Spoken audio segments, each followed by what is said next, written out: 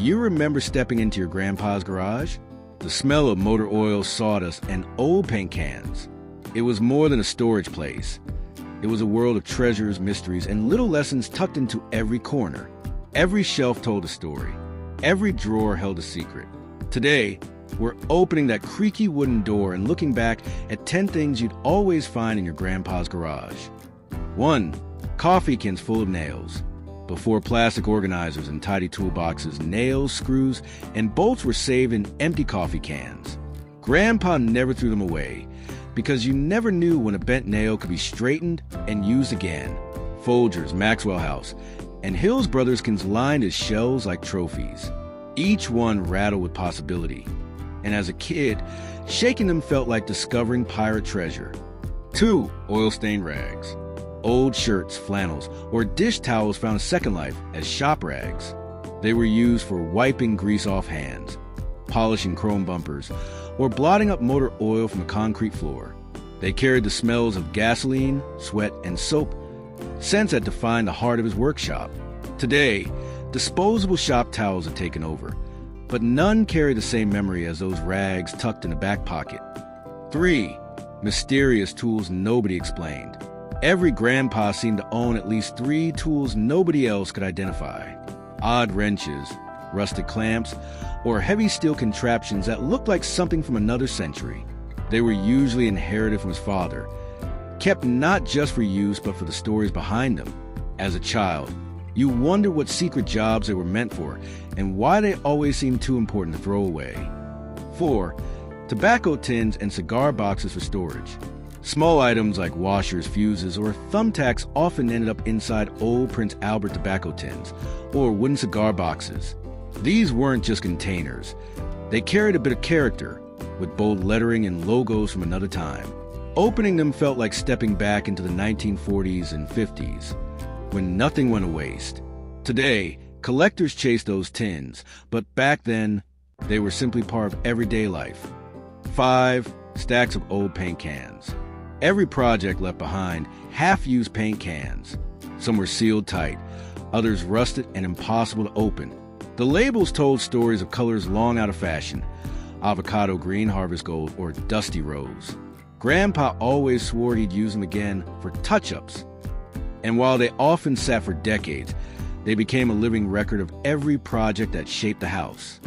6. Jars of nuts and bolts. Glass jars, often pickle or mayonnaise jars, lined the shelves, filled with a random mix of hardware, sometimes neatly sorted, more often a jumble of pieces that didn't quite match. You could spend hours pouring them out, trying to find a match for that one missing bolt.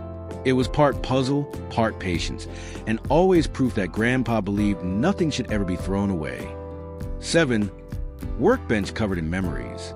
At the center of the garage stood the workbench, a slab of wood worn smooth by years of hammering, sawing, and tinkering. Its surface bore scars of nails driven too deep, paint splatters, and carved initials. Above it, pegboards often held tools in neat rows, each outlined in marker, so nothing would go missing. That workbench wasn't just furniture. It was where lessons were taught, toys were fixed, and ideas came to life. 8. Discontinued cleaning products.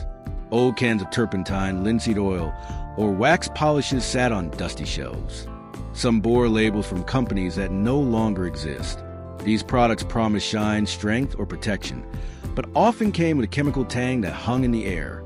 Today, most of them are banned or replaced by safer versions, but they remain etched in memory as the sense of Saturday chores.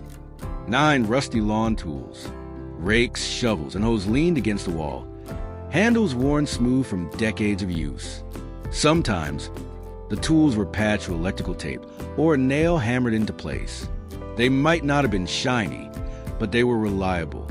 To a child, they seemed like giant relics, symbols of hard work and summer afternoons spent helping Grandpa in the yard. 10. The radio that never quit. No garage was complete without a radio, often a chunky AM/FM set with a wire antenna sticking out, covered in dust and grease. It played country music, ball games, or news stations while Grandpa worked. The crackle of the announcer and the hum of the workshop blended into a soundtrack that made the garage feel alive. Even when the world outside changed, that radio stayed the same. Grandpa's garage wasn't just a place for tools and tinkering. It was a museum of everyday life. Every canned rag and radio carried memories of a time when nothing was wasted, and everything had a purpose. Which of these items do you remember from your own grandpa's garage? Did you ever wonder about those mysterious tools or sneak a look inside the coffee cans? If you enjoyed this trip down memory lane, give this video a like, share it with someone who loves nostalgia, and don't forget to subscribe for more stories from the past. Because sometimes the smallest things hold the biggest memories.